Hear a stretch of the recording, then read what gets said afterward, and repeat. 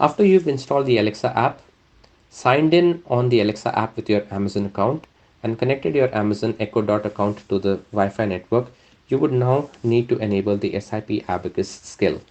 To do that, go to your Alexa app and click on More on the bottom right side of your screen. Once you do that, you will see an option called Skills and Games. Click on Skills and Games and search for the SIP Abacus skill. Once you've searched for that, it should appear in the drop-down list. You can click on that and click on Launch. When you click on Launch for the first time, it'll ask you for account permissions, and you can provide it with the email address permission and click on Save Permissions.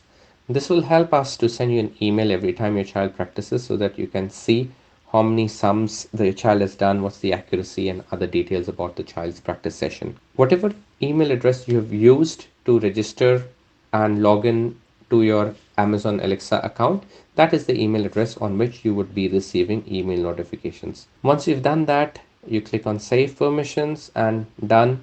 You would see that it will give you an option basically to launch the skill. You click on Launch and you can select the device you want to launch the skill on. For example, on the same phone you are doing it, or on the Echo Dot, and you would be able to hear the skill in operation. Please note that if you're searching for the Alexa skill, that is SIP Abacus, and you cannot see the SIP Abacus skill, then refer to our video for changing the country. In this case, your account has been registered to another country, which is not New Zealand, and that's the reason you cannot see the skill in the drop-down. So this would be a required step for those who are using an Amazon account which is not mapped to New Zealand. Thank you.